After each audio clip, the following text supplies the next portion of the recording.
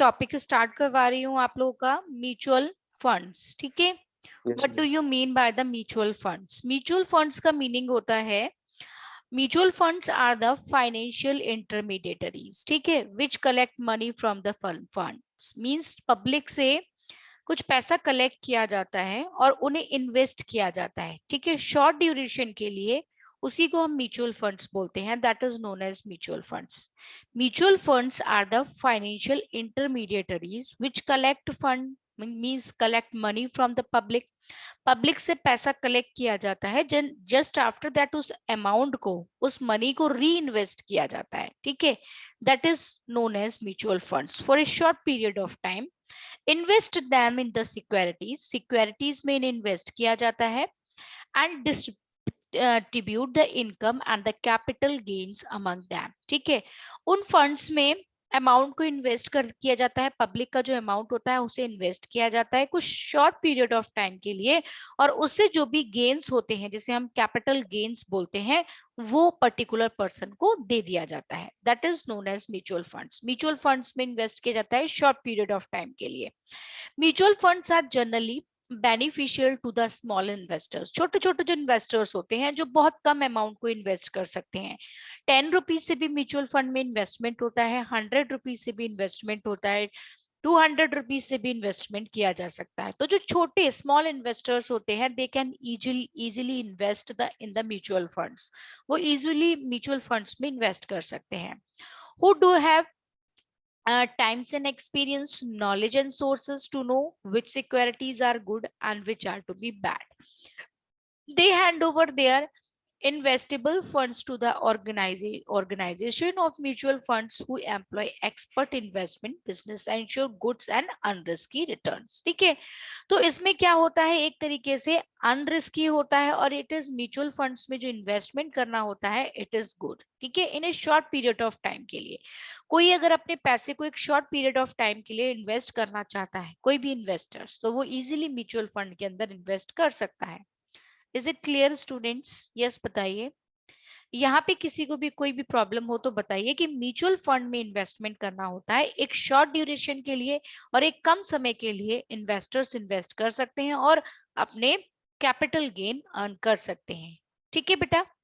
यहाँ तक किसी भी प्रॉब्लम, कोई भी प्रॉब्लम हो तो बताइए। इन ए शॉर्टर वेज में अगर हम बताते हैं तो जो म्यूचुअल फंड्स होते हैं is nothing but a form of collective investment, एक तरीके से कलेक्टिव इन्वेस्टमेंट होता है।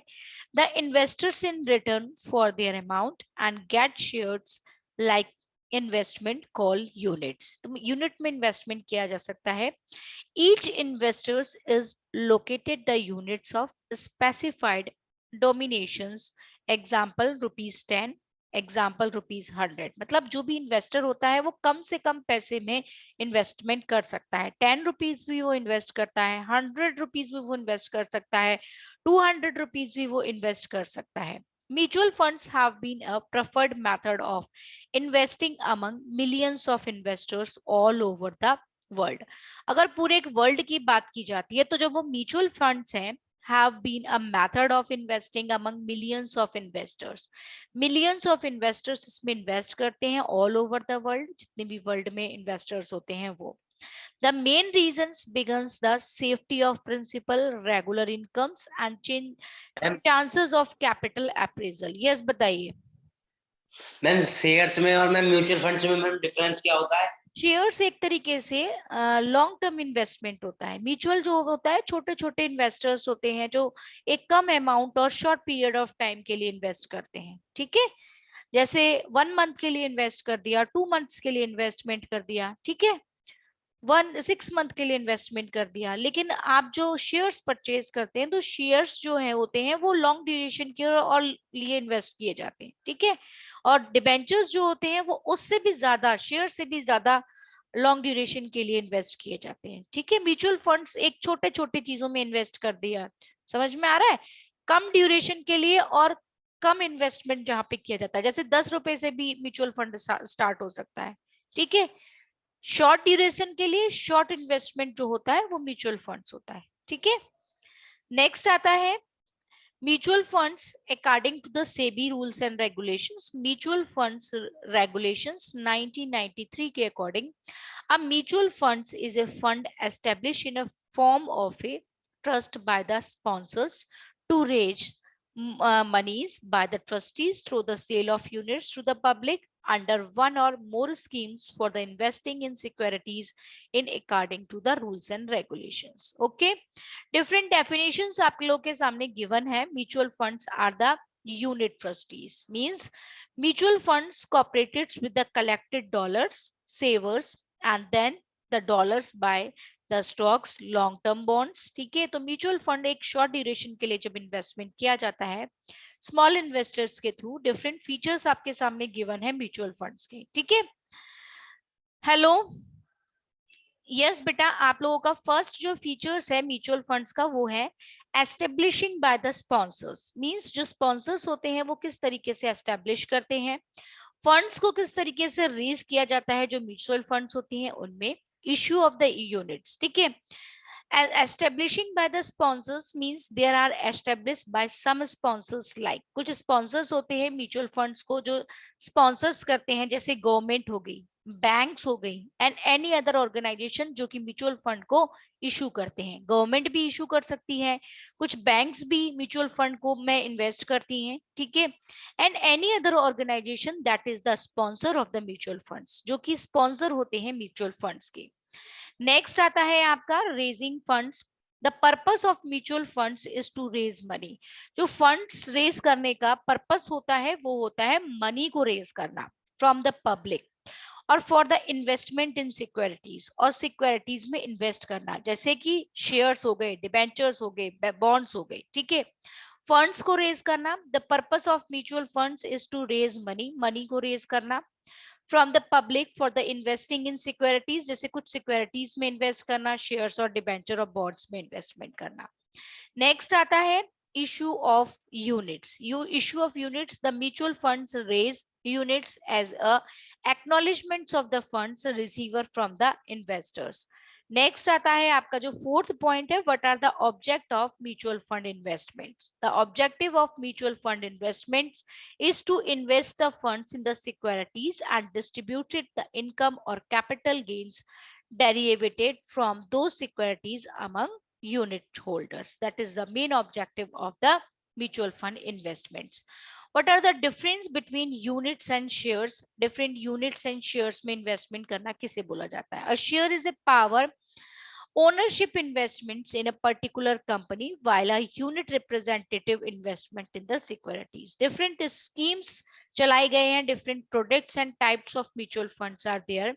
Mutual funds offer different schemes to meet varied numbers and investors. Some schemes offer regular income. कुछ म्यूचुअल फंड्स ऐसे होते हैं जहां पर रेगुलर इनकम मिलती है.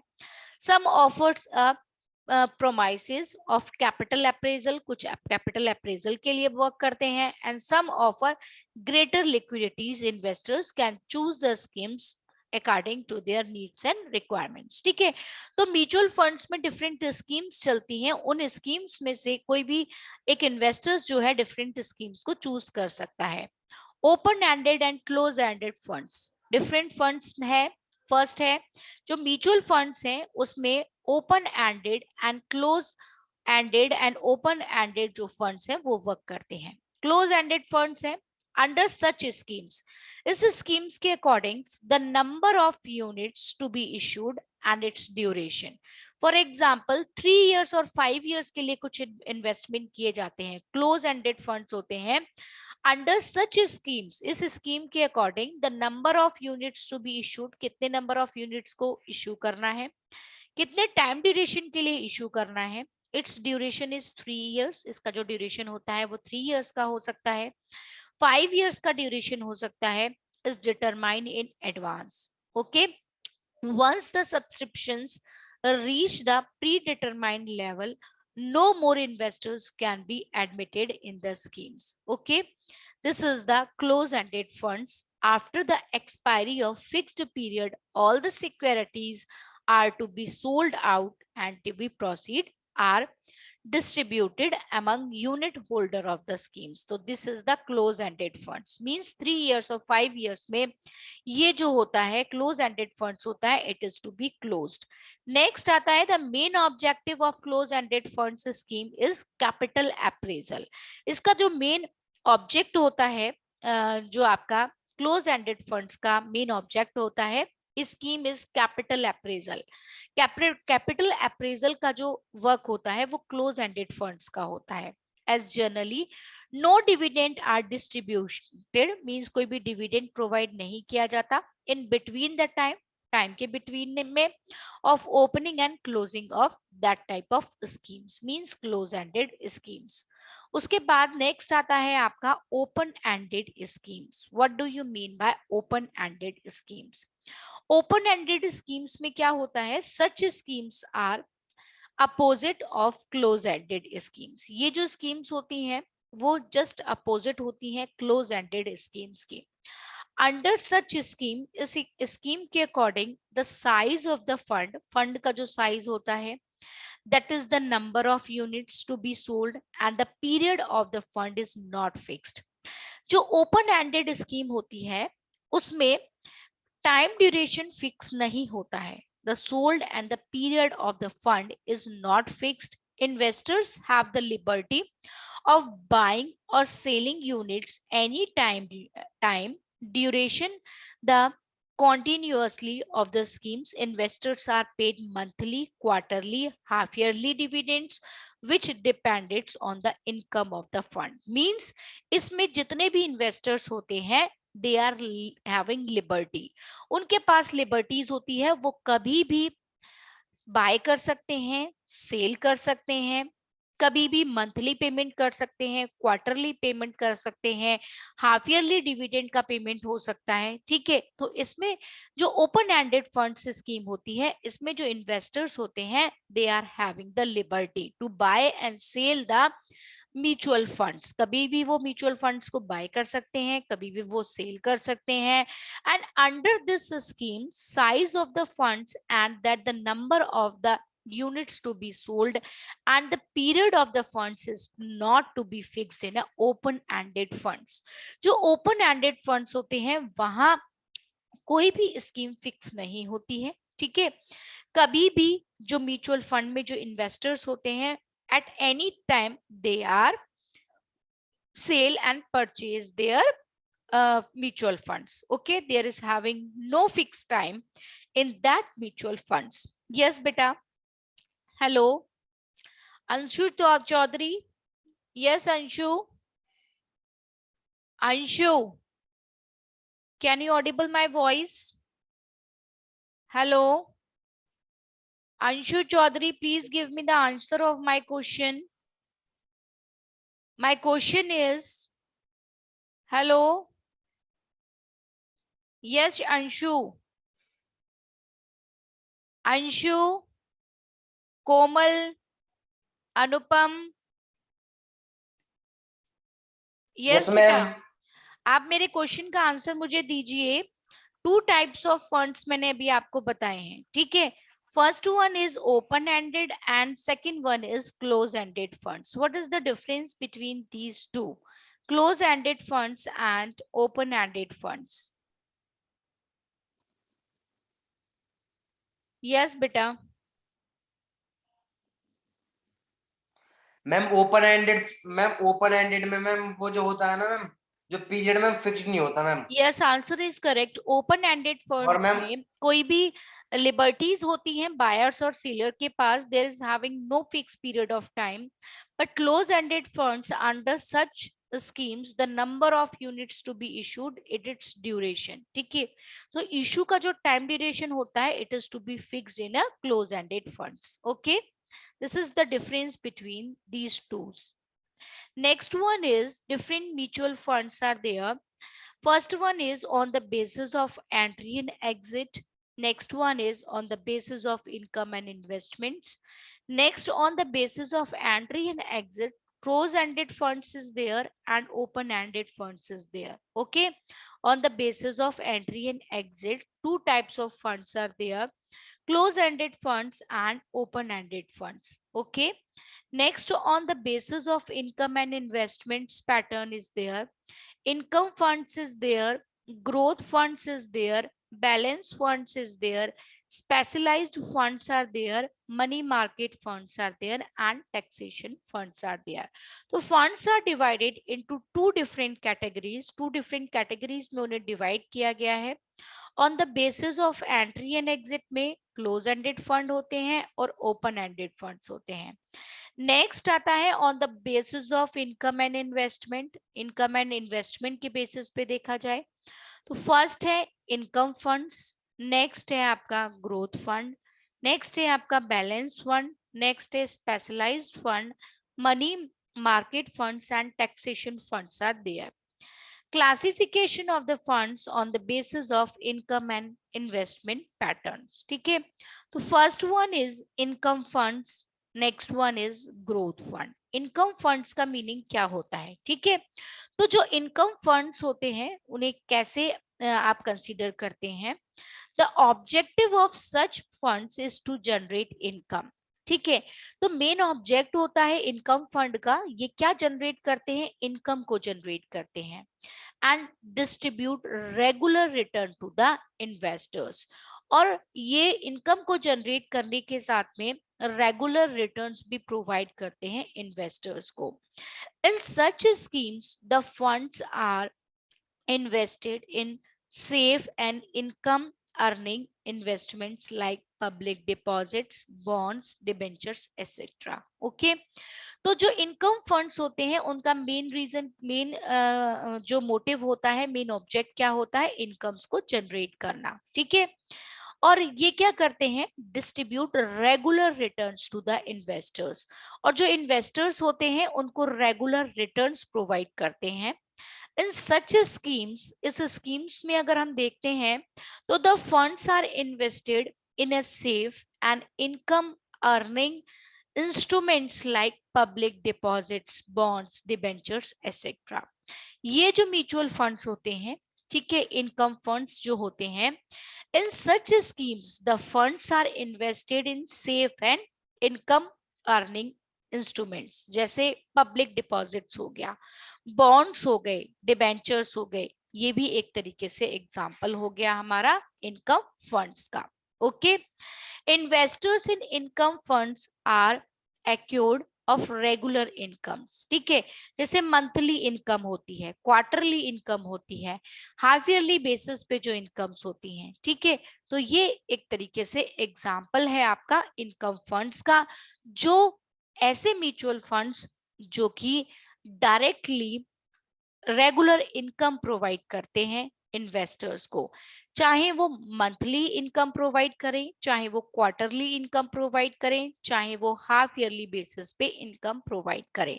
तो that is the main objective of income fund. Income fund का ये मेन ऑब्जेक्ट होता है. ठीक है, yes. Next Anupam. Next one is the growth fund. Growth fund किन्हें बोला जाता है? तो growth schemes aims at generating long term capital appreciation. जो लॉन्ग टर्म एप्रिसिएशन होते हैं, growth schemes aims at generating long term capital appreciation for the investors. ठीक है, तो ग्रोथ फंड का मीनिंग होता है जो लॉन्ग टर्म कैपिटल एप्रिसिएशन होते हैं इन्वेस्टर्स के, उसको मेन मोटिव होता है the funds are invested in equities. जो भी फंड्स इन्वेस्ट किए जाते हैं इक्विटीज में विद अ हायर ग्रोथ, जो कि हायर ग्रोथ के लिए. सच सिक्योरिटीज इन्वॉल्व रिस्क ऑल्सो, जो ग्रोथ फंड होते हैं. Such funds may distribute dividends also, but the main aims is capital appraisal. इसका जो मेन एम होता है वो होता है कैपिटल अप्रेजल का. नेक्स्ट थर्ड पॉइंट आता है आपका बैलेंस्ड स्कीम. बैलेंस्ड स्कीम का मीन्स क्या होता है? सच स्कीम्स कॉल्ड इनकम कम ग्रोथ स्कीम्स. इनको हम इनकम कम ग्रोथ स्कीम्स भी बोलते हैं. A balance between income and growth scheme, that is the balance scheme, उसी को हम balance schemes बोलते हैं. They invest their funds in somewhat equal proportion in the high growth equity and the saved debt instruments, that is the main motive of the balance scheme. Balance scheme का means होता है income कम growth schemes के बीच में और balance between the income and growth, income and growth के बीच में जो balances होते हैं उन स्कीम्स के थ्रू बैलेंसेस स्कीम्स निकाली जाती हैं. Next, that is the fourth point, specialized sector schemes. Specialized sector schemes का मीनिंग क्या होता है? स्पेशलाइज्ड सेक्टर स्कीम का मीनिंग होता है such schemes focus their investments, ऐसी स्कीम्स जो कि अपने इन्वेस्टमेंट के ऊपर फोकस करती हैं इन अ पर्टिकुलर सेक्टर्स. जैसे पर्टिकुलर सेक्टर्स हैं, for example of such mutual fund schemes are ICICI, UPI Pharma. This is the main example of the specialized sector scheme, जो कि एक specialized sector scheme के main example है. Next देखिए students, next आता है आपका money market mutual funds. Money market mutual funds का मीनिंग क्या होता है? जिसे MMMF बोलते हैं. Such fund invest in high liquidity and safed securities. ऐसे इन्वेस्टमेंट्स जो कि high liquidity and safe investment में इन्वेस्ट किए जाते हैं, लाइक कमर्शियल पेपर्स, जो कमर्शियल पेपर्स होते हैं उसमें, सर्टिफिकेट्स ऑफ डिपॉजिट जिसे हम CDs बोलते हैं, बैंकर्स एक्सेप्टेंस, ट्रेजरी बिल्स, इनमें जो इन्वेस्टमेंट किए जाते हैं that is known as money market mutual funds. उन्हीं को हम मनी मार्केट म्यूचुअल फंड्स बोलते हैं. All these are money market short-term investment. Money is not invested in a capital market instruments like share, debentures, bonds. These are money is not invested in capital market instruments. जो capital market के instruments होते हैं उनमें investment नहीं करते हैं money market mutual funds. Shares, debentures, bonds उनमें investment नहीं होता है. नेक्स्ट आता है आपका tax saving funds. What do you mean by tax saving funds? Investment in certain types of funds, it is to be described from the total income for the income tax purpose. Income tax purposes के लिए जो investment किए जाते हैं उन्हें हम tax saving funds बोलते हैं. नेक्स्ट आता है आपका इंडेक्स फंड. जो इंडेक्स फंड होते हैं to stock exchange of India, namely जैसे कि आपका बॉम्बे स्टॉक एक्सचेंज है और नेशनल स्टॉक एक्सचेंज है. मेनली देयर जो सेंसिटिव प्राइजेस इंडेक्स है that is to be based on a limited number of important and frequent trade securities, that is the index fund. उसी को हम index fund बोलते हैं. मुंबई स्टॉक एक्सचेंज है, in these securities only it is called index fund. They hold securities in the same proportion में securities को hold करती हैं. नेक्स्ट आता है आपका leveraged fund. leveraged funds किन्हें बोला जाता है? such funds borrow funds to invest in a high yield securities. ऐसे funds जो कि high yield securities में invest करते हैं to increase the earning capacity of the fund. fund की जो earning capacity है उसे increase किया जाता है. Suppose a fund can borrow funds at 8% and earn 12%. ठीक है. For example, अगर a fund can borrow funds at 8% में borrow किया जाता है and earn 12% और उससे 12% earn किया जा सकता है. Its investment is better securities. तो जिनका जो investment होगा it is better securities investments, that is known as leverage fund. उसी को हम leverage fund बोलते हैं. ठीक है. तो different funds are to be available. Next आता है आपका facilities available to investors in a mutual funds. तो म्यूचुअल फंड्स में जब कोई भी इन्वेस्टर्स इन्वेस्ट करते हैं तो what are the facilities available to invest in a mutual funds? First आता है फैसिलिटीज टू रीपरचेज. रीपरचेज की जो फैसिलिटीज होती हैं. एंट्री एट एनी टाइम, किसी भी टाइम एंट्री हो सकती है. Facilities of repurchasing. Facilities of repurchasing means units of open-ended schemes. Units of open-ended schemes जो होती हैं can be returned to the mutual funds anytime the investors want his money back, जो investors होते हैं वो अपने पैसे को बैक कर सकते हैं. And the repurchase price cannot be less than 93%. और जो रीपर्चेजिंग फैसिलिटीज होती है वो 93% से लेस नहीं होना चाहिए. ठीक है. नेक्स्ट आता है आपका एंट्री एट एनी टाइम. तो what do you mean bye entry at any time? Entry at any time का मीनिंग होता है in the case of open ended schemes. जो ओपन एंडेड स्कीम्स होती है, investors can join the fund eight any time. ठीक है. तो जो इन्वेस्टर्स होते हैं उनको किसी भी टाइम पे फंड मिल जाता है.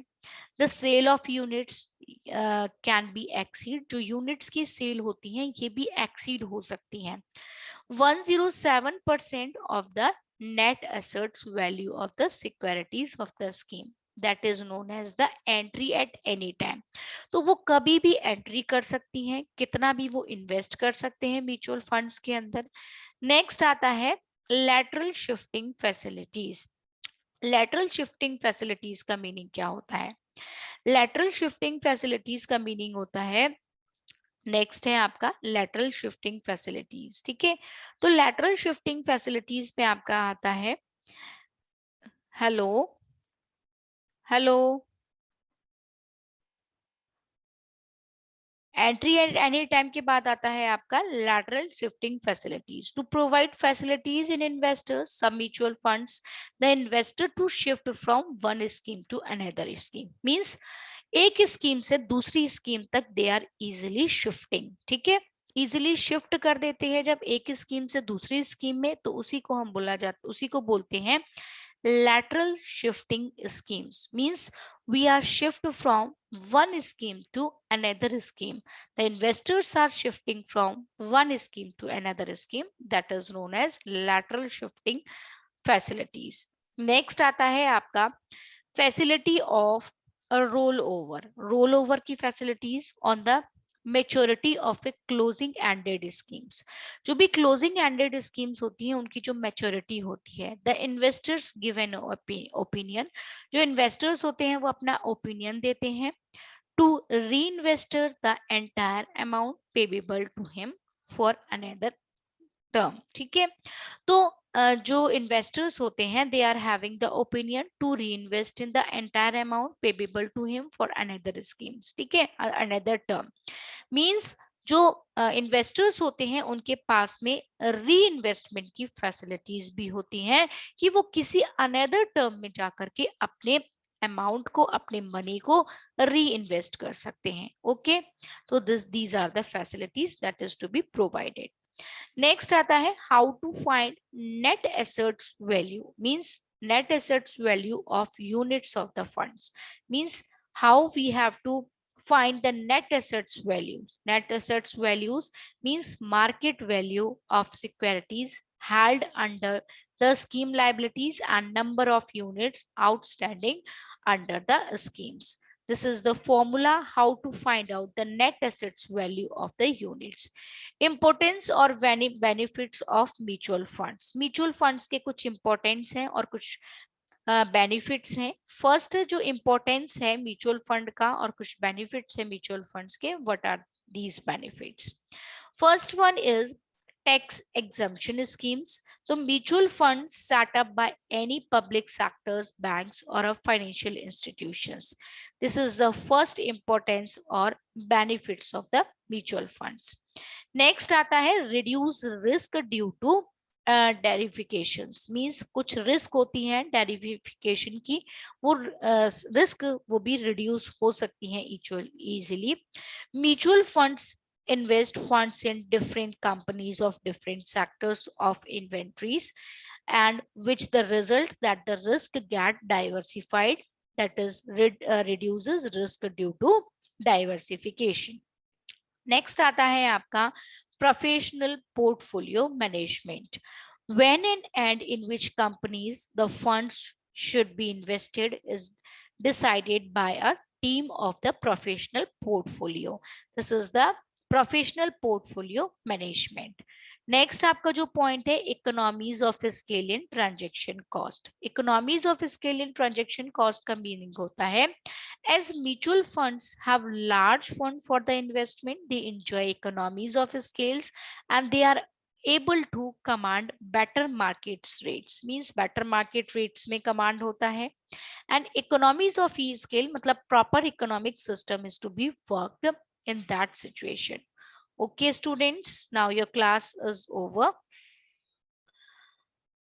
Next one is more earning for the investors. जो इन्वेस्टर्स होते हैं उनमें मोर अर्निंग्स की कैपेसिटीज होती है because of the tax benefits, means जो भी टैक्स बेनिफिट्स होते हैं, बेटर पोर्टफोलियो मैनेजमेंट होता है, बेटर इकोनॉमिक सिस्टम होता है, तो more earning for the investors is to be possible in the mutual funds. Next one is the 6th point benefit of allotment to the mutual funds.